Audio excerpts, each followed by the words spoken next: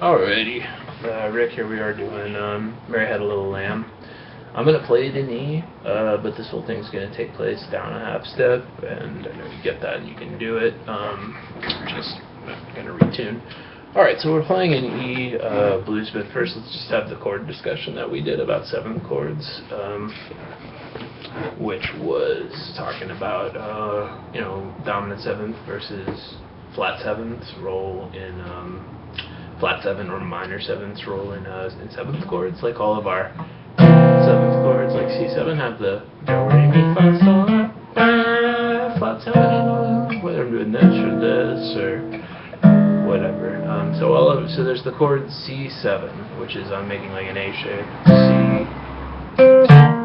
C7, which is that same. Anyway, but what about if we put the note in between it in the dominant 7? And that's C major 7. And it's weird that there are chords called C7 that's based on a major chord, and C major 7, when there's just C minor and C minor 7, there's no the third one. So confusing terminology. Major 7 chords sound all, and regular 7th chords sound all. Crunchy. Cool, so there we go. And I believe that's what I wrote at the far left of the bottom line of the page, and then we were talking about 9th chords before that, and I was just like, hey, and here's C9, which is that, this ring, and that's how we started talking about your left thumb position, and, being in, like, C-shaped thing versus ending up like that or whatever, where you have less of your finger available, which as soon as you started doing it, it seemed like just conscious focus was enough where you started defaulting to it. And I bet none of that stuff would happen if you were standing, regardless, because of where the guitar sits. Anyway, no big deal, there we are, so we just were like, hey, check it out, there's this 7th chord situation. And we also talk about like the Hendrix chord shape, which is a E minor 9, and I wrote them up here, like E9 or E minor 9, and that's like purple haze. Cool. So just stop and go through those. This chord right here, we almost always use that shape. The exception is when we're in first position playing in E, where people use that, like purple haze, people usually go, but when you watch Hendrix,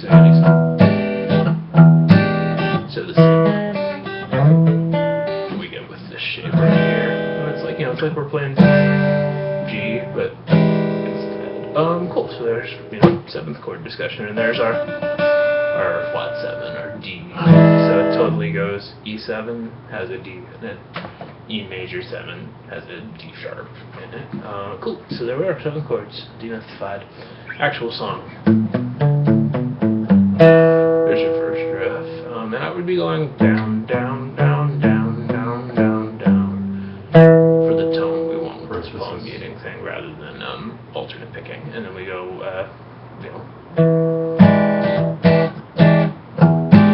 Here's our first one. Down, down, down, down, bass down. And so that'll be like, you'll have to pick back thumb position for a second. Whatever, so we are, so.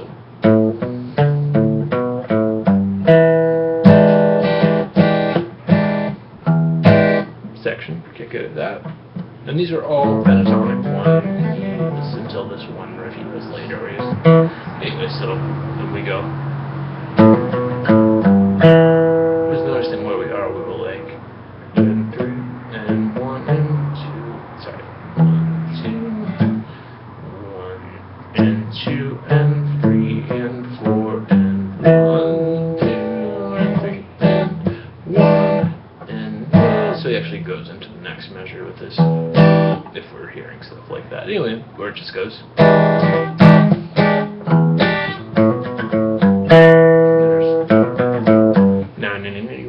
Now we totally are using alternate picking, standard decisions, down, down, down, up.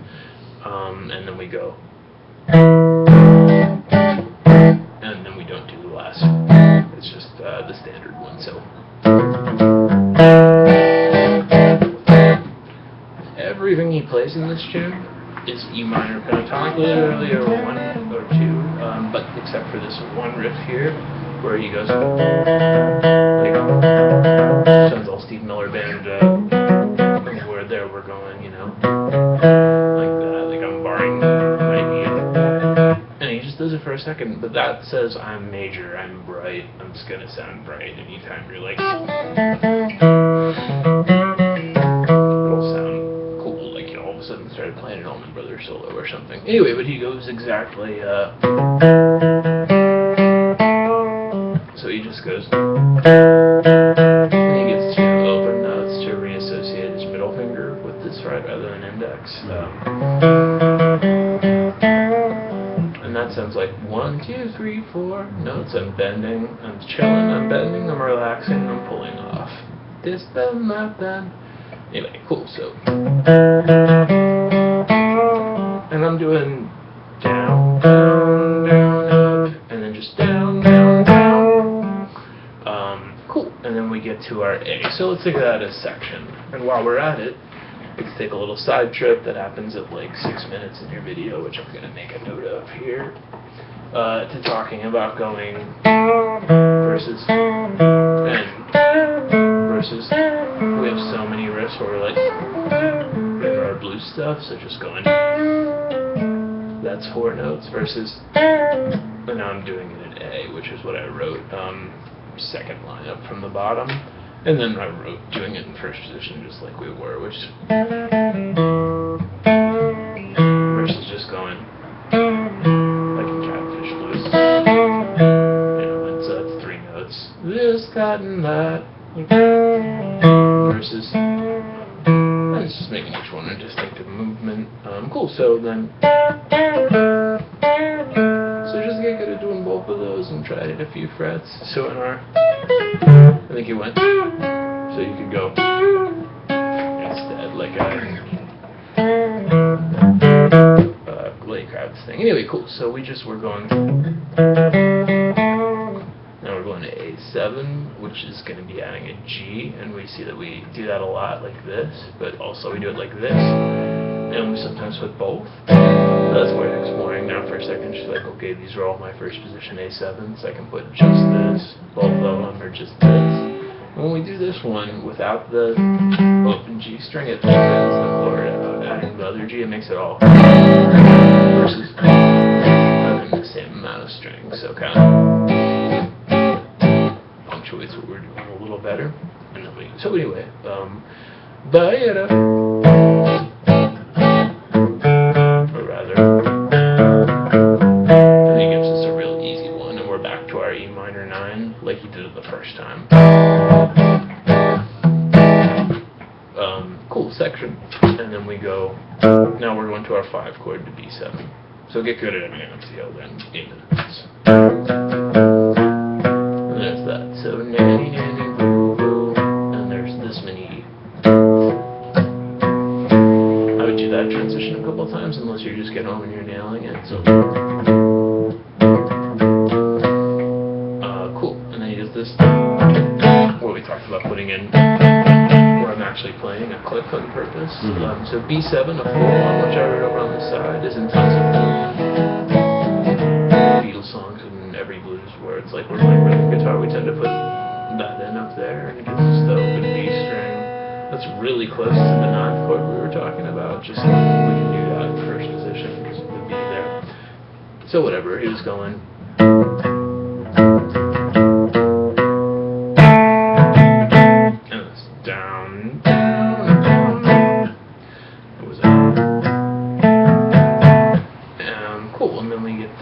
Over to the other side of the page. I'm just going to make a note that we get to our B7 stuff, like amens in your video.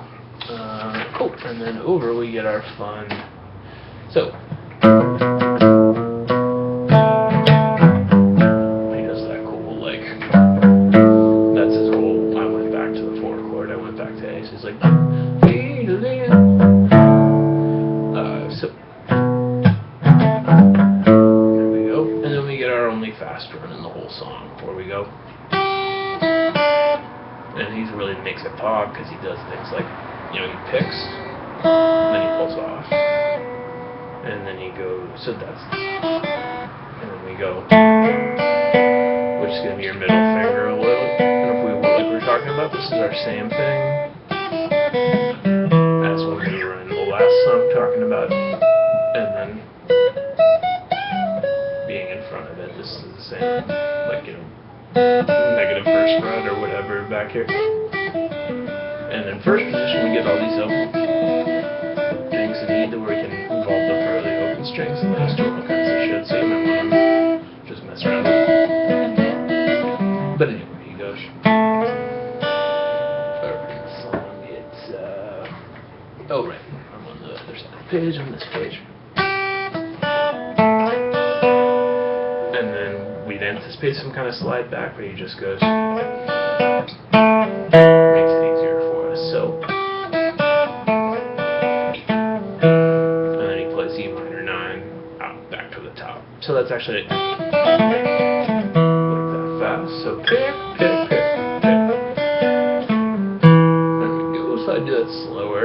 And also it'd be pretty cool to just do other variations on that, like just like that, getting this note involved or going to the high strings. You know, kind of think about your Freddie King riffs there, like maybe combine like a riff from the stuff we were doing here. So that's your implied assignment is, you know, pentatonic 2, you know, open / SRV times Freddie King, which was, you know, up neck. And it's all the same shapes. So in that song we were doing all this. So try to, you know, go like something like that and then play one of the Freddie King riffs. It'll be the same fingering. And there's just so much fun stuff there. So many.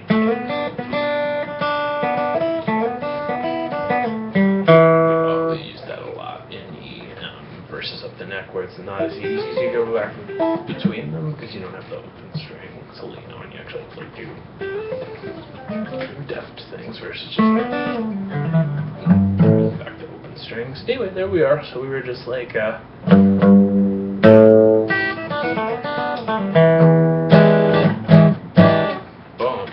Awesome. So that took exactly the right amount of time.